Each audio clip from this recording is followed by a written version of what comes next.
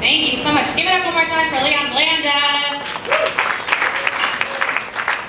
I'm from Kentucky originally. Kentucky girls are like super tiny and cute and blonde and adorable. So my whole life I've been told that I'm kind of interesting looking and maybe not traditionally pretty, which I realize now is just another way of saying I can't quite put my finger on how you're not ugly. I'm always like, thanks, Mom. It's really great. Something about myself. My boyfriend just got out of a relationship.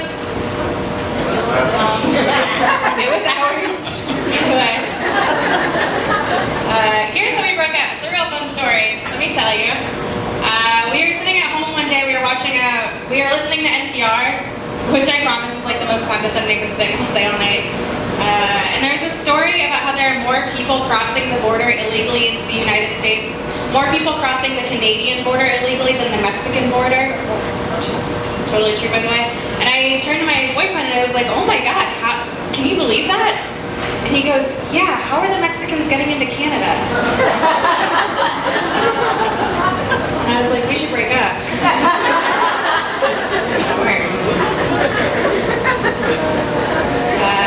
That was the first time we broke up. The second time we broke up, and this one stuck. He told me he wanted to try role playing. And I was like, all right, I think I can get into that. What did you have in mind? He said, I'm gonna be the boss and you be the secretary. And I was like, no, that should actually be really easy because at this point, fucking you feels like work. So let's give it a try. You know. So I gave him my 2 weeks notice and I asked him for a letter of recommendation. Are you really 10? Call me an 8. I'm hitting on you. This is what this looks like. You're so damn cute. We would make the cutest ginger babies. Because I'm not ginger, but like I'm recessive. You'll learn about that. When you get to biology, call me. We'll study together. I'm trying to improve myself a little bit now that, because I'm single now, so I'm like having sex again. So I read this article the other day, or like I saw an article, because read is a really strong word, you guys, that said that fast food can be as addicting as drugs. And as soon as I read that, I was like, that actually makes a lot of sense. Because every time I'm in the drive-thru lane for fast food, I feel the same way that I do when I'm about to go through a drug deal. Let me explain. I'm not happy with myself for being there, first of all. Like, I know I made some bad decisions in my life, but I'm like, in this place. I'm not proud.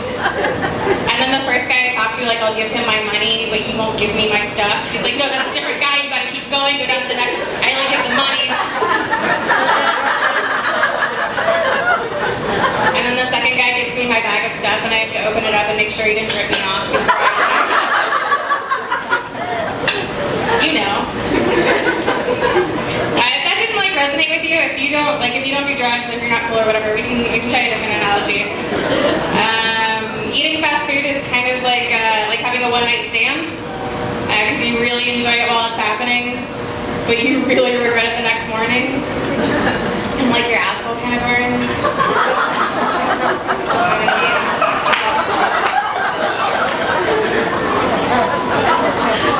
The more uncomfortable you look right now, the more I assume that's true for you.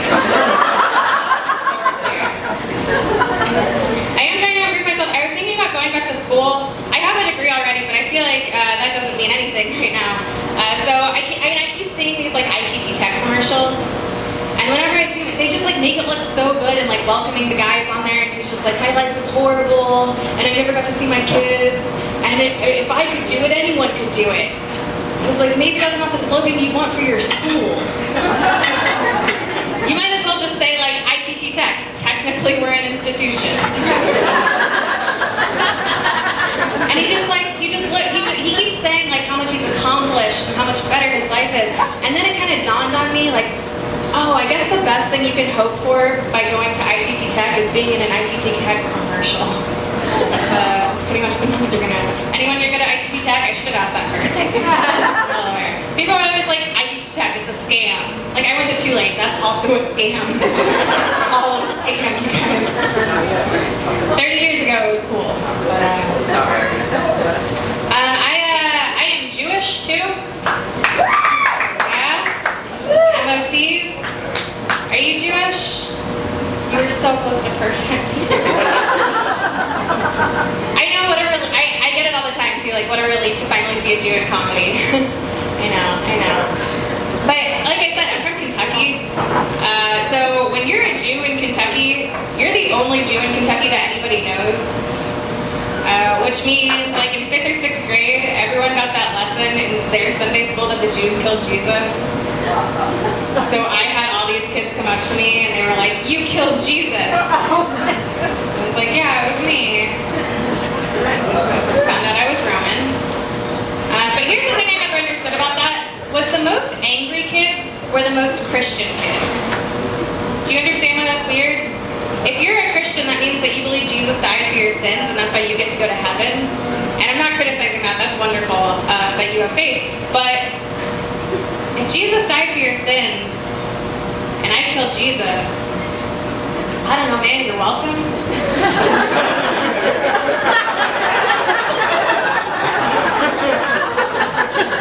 I'm just saying the pastor could have put like a positive spin on that story. He could have been like, Jesus died for your sins. And the Jews with the assist. It doesn't have to be a negative thing. The other thing that happens when you're the only Jew that anyone knows is everyone comes up to you with all their questions about Judaism. And I grew up pretty religious, but I don't know anything. I'm not smart. So I like to do this thing when people will ask me a question about it that I don't know. I like to like make up something that sounds like it could be true, but it's not. It's called lying. I like it. So like one time these kids came up to me. They were like, "Oh, why do you guys at weddings? Why do you smash the glass?" I was like, "Oh, that's how we make Jewish confetti. We throw the glass shards in the air, let it hit us to remind us of hard times." They're like, "Which hard times?" I'm like, "I don't know, pick your top 3. Guys, I'm glad you guys are okay with the Jew stuff. Sometimes crowds are like a little iffy. People come up to me sometimes after the show and they're just like, "Ariel, I really didn't appreciate that. Jesus saves." I'm like, "Yeah, I know. He was Jewish. He's not gonna spend."